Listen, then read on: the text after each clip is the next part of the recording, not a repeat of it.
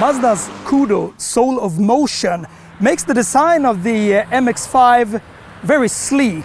You know, it got such good proportions, this car, with those swooping lines and some aggressive lines as well. It's a little sports car, and it's the most recognizable sports car in the world. 2016, it surpassed 1 million sold cars, and it went into the Guinness Book of World Records for most sold two-seater sports cars. And its philosophy is all about fun, and that is spot on. This little car, it's very, very inviting, and you just want to get into it because it feels like a little toy. The Japanese phrase "jinbai atai" means that the car is supposed to be like an extension of you as a driver, and you can really feel that on the road. This car is nimble, it's fast, and it's extremely agile on the road. And this is what MX-5 or the Miatas has always been. My friend Daniel, when he was coming along, he thought that this is rather scary, but at the same time, a light car like this with 50-50 distribution, that's the type of car that you got most control in. You sit rather low, you sit rather tight, and you sit rather cramped. But that's the whole, philosophy about this car. A rear view camera is always handy. Thank you for that.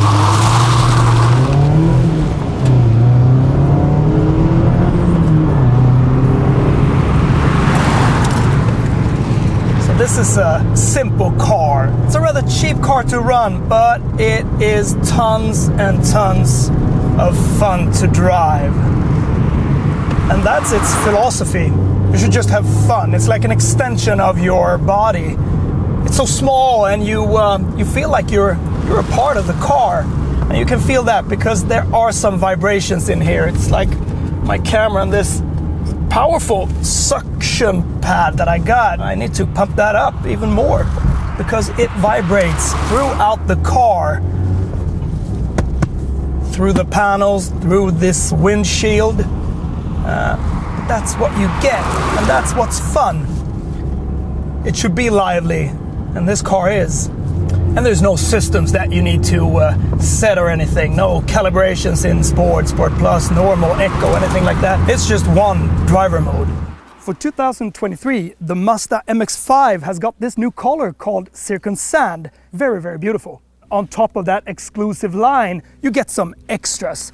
You get these 17-inch alloys, which are in black, and the contrast to this Circun Sand color is very, very nice. You also get these Brembo brakes, which bite a bit more. It's also fitted with Bilstein sport dampers, which gives it a lot more control. And at higher speeds, it even got more control due to this new kinematic posture control. In this Homura edition, you also get the Recaro sport seats, which are in Alcantara and some leather. The weight is 1127 kilos, and that is included driver at 75 kilos, and that is very, very light. This Sky Active G technology that was introduced in 2018 in Mazda's engines gives it a bit better torque. They also let out less carbon dioxide, and the temperatures in the engine doesn't get too high either. So the engine is a 4-cylinder engine, 2-liter, naturally aspirated, 184 horsepower, does 0 to 100 in 6.5 seconds, and a top speed of 219 kilometers.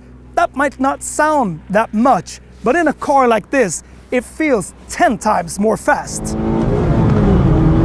And those 184 horsepowers on this 1050 kilo light car, well, they do their job rather well. So there's no rev match in this car, so you need to blip it yourself. But this is so much fun. From the moment you step into this car and set off, it's just, tons of fun. But where this shines is on small, twisty roads. You really got that great, lovely feel. If you want to push it up, then do it. Or just lay back a little, and it will just take those corners like it was nothing.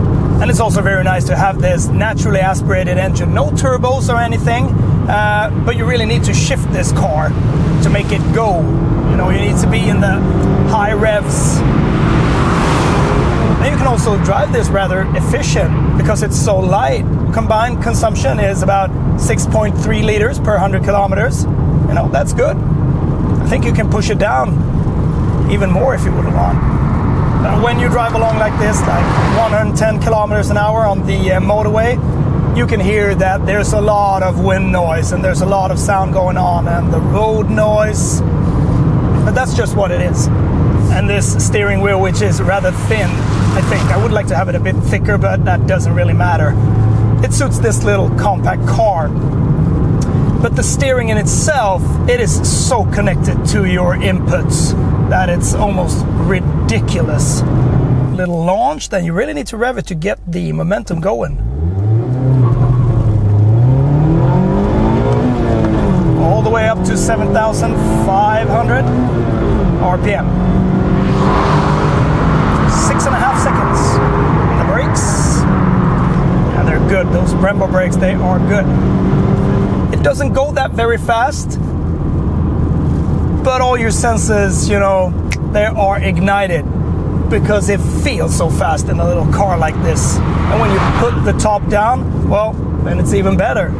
But it's also very interesting because defining a sports car, in many people's mind, that might be a Porsche or a BMW M series or something like that. Maybe a Ferrari or, you know, something of a kind.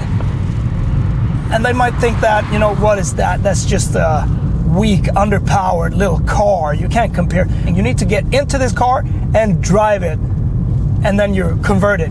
Because then you know what does this give you? Well, it gives you driving pleasure. That's what it does. It's not just pure super performance. You know, you can call pure super performance what this delivers on small twisty roads. I really think this car looks beautiful, and especially in this new color. It looks aggressive. It got those nice curves up here on the bonnet, and when you sit in it and you look out, you can really see that these pop up, and then it really swoops down. Beautiful. Very subtle look back here. I think it looks good as well.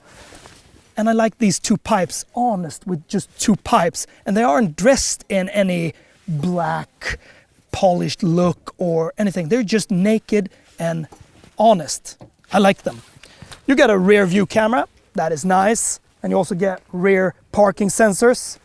The boot, you really need to struggle to find that, you know, button to open it back here, but when you know where it is, you know where it is. And back here you got 130 liters of boot space, which is, well, just enough for the trip for you and your loved one. You still get this antenna. You don't see those antennas that often, but it's for the radio, and I think it's for the navigation as well. But often it's like that when you get a soft top, because you can't put the antennas in the soft top. Maybe you can, of course, but it's not that common. And talking about the soft top, let's have a look at this one. You can get this MX-5 in a hardtop version as well, and then it's badged RF, retractable fastback. But you know, everything is so manual in this car. Then I think that the roof should also be manual. And I mean, look at this, it goes so quick to pull it down. Then it's down. So the top that I just showed you, how quickly you can put that down, you know, there's no effort in that. And you also save 30-40 kilos compared to that RF with the hard top. And you know, 30-40 kilos, well, it cuts some time on the 0 to 100 performance. So this is better. The feeling of being cocooned is very, very obvious in here. The seats, they are rather narrow. You have everything in your knee, your steering wheel, and everything is at a half arm's reach, but that's very good. It's a bit plastic, of course it is, but it feels like it's very durable. You got all these buttons on your steering wheel, so it's a kitted car for your needs. You got ESP, you got this navigation system, you got those big knobs, which are not that great in their feel. It's very loose. It feels like it has no resistance at all. You get those small clicks, but feels a bit low budget on these ones. But you get air conditioning, you get heated seats for you and your passenger, you get your charging points here. I like this handbrake. It's more lean towards the passenger, so when you want to pull it, it's like your arm is bending toward your passenger. Maybe it's made for your passenger to pull it, I don't know. Like these sticks here as well. They're very short so they don't stick out. They're hidden behind the steering wheel. And the steering wheel itself, it's got some leather here, but it's very, very thin. But you get a good grip and you have full control when you drive. I like this gear lever as well. Look at that. It's almost cut into nothing. It's very short. So it got a very clunky, nice, sporty feel. And it suits that clutch very well. The control here for the navigation, for your programs, for your entertainment and settings. Very quick one. Very, very quick one. A small screen here, but you navigate through that very, very quick. Whoa, we got something. You got the volume control here, as well as on the steering wheel. You got the cruise control buttons there. And also very quick because you can adjust it from side to side and forward and backward. You don't get any glove compartment here. The glove compartment sits here. And that's a bit of a stretch because you as a driver need to do like this. So you need to let your passenger help you with that. And the cup holder is also very strange place. I think that's for the passenger and this is for me. But you know, it's strange that they put it here. How should I stretch for that one? And in this tight space, yeah, it becomes a bit of a struggle. But this Circon Sand, it runs in here as well to give it a bit more nice environment in here. But otherwise, there's no pockets here in the doors. And also this little one here, well, you can't put much stuff in that one. You can push some stuff in there. In the seats, you have those integrated Bose sound system, and that amplifies the sound and gives it a very, very good quality of sound. Also, when you call someone, it's very good to have that amplified sound, especially when you drive with the top down.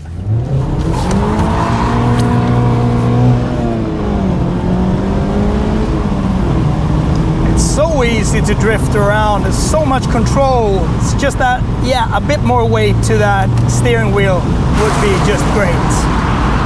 Now, the balance is spot on.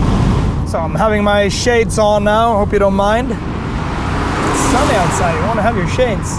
And of course you need to have your windows down. You can't have them pulled up because what's the point in buying a roadster if you want to keep them up just to keep the wind away? That's ridiculous. Driving now like 90, sure there's wind all around of course in a roadster, but it's not that very upsetting with the wind in here. And this little reflector back here, well, I think it does its job. At the same time that it is very discreet. It's not that big. In many 2+2 seater roadsters or cabriolets, you have this big one that covers the whole back seat. And that looks just ugly. And that is nothing that I would purchase as an option. No way. Many cars during the years has changed their attitude and become more technically advanced, has grown. But the Mazda, since 1989, since it first saw the day of light, it has kept the same formula. And I just love that because this is the way it should be. You know, if you don't want this type of car, you think it's too cramped, you think it's too small, it's nothing for you, it's unmature or whatever you want to call it, well, don't go and buy it.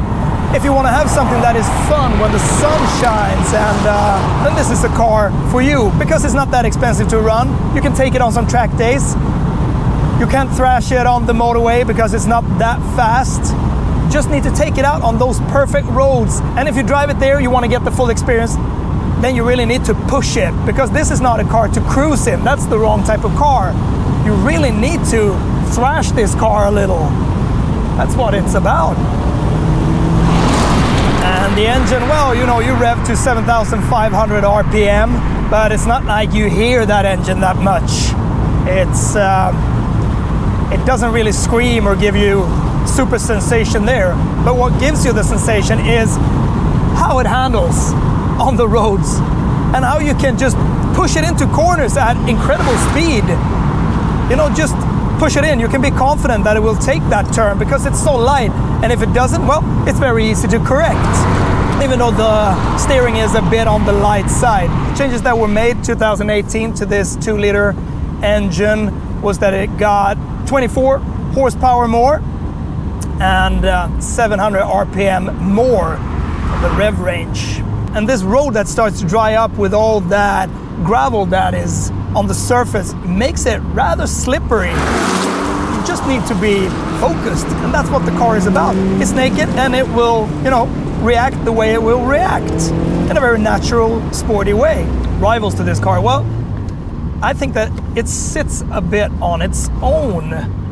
You can compare it to a BMW Z4, but that's a bit more grown up. It's much more technical. It's heavier, more of a, cruiser in that way, even though it's very nice to drive. And the Audi TT Roadster, well, that is no longer in production. You got the Mini Cabrio, yeah. These cars are different. Well, it's got its sister, the Fiat 124 or the 124 Abarth. That's a cool car, but it's got turbo-powered engine, 170 horsepower. Haven't tried that one yet. I think this is better. You want that immediate feel on the throttle when you're at the top end driving this car. So the closest rival is the Toyota GR86, which I drove a while back. Like that car.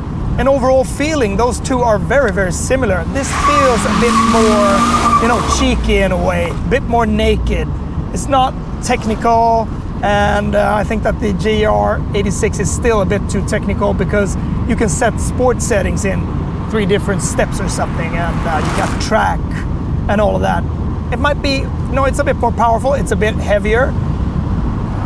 So on a track, that might be a bit more effective. And what's more is that this car is a very educational car.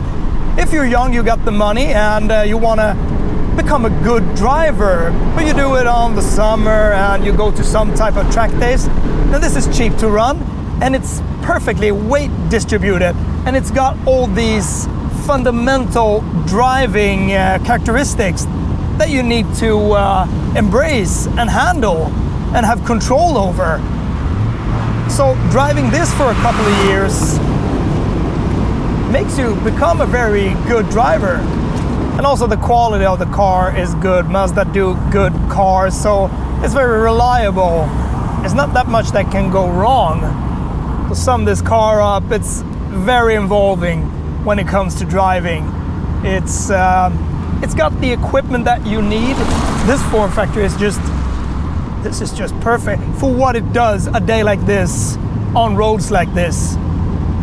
This is what it's all about. This is value for money. Because driving another heavier car on these type of roads, which are not that very far stretch, and you don't need to pick up super speed at, you just want to get through corners and feel that super delicate, precision. And this is what you should get. On the downside, yeah, for the money, well, you can get a faster hatchback. That's a different type of car. And the ergonomics in here are maybe not the best. Not that many pockets, not that much storage. And, I can't reach to my cup holder and that glove compartment, which is located there. Those small things. What more? Might be the steering, that it's a bit too light. And also go for this roadster model, it's a bit lighter. Maybe people like that hard top look because, yeah, it's a bit more isolated, gets a bit more quiet in here, but, why? Do you really need that? It's the same ergonomics in here. Well, you can use it during the winter time, but why? This is a summer car.